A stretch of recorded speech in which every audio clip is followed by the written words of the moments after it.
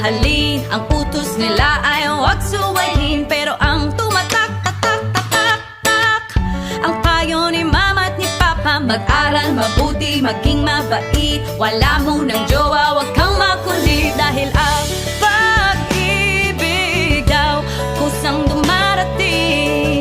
Ako'y tumatanda na, ngunit wala pa rin.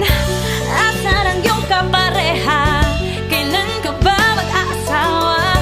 Palaging kadyaw nila na nakakasawa, kaya ang hirap sagutin ang tanong na bakit hanggang ngayon ba naman wala pa rin sumubok magkamali sa puso ko na may isang kahilingan. Kasi ang dami kong nang kaibigan.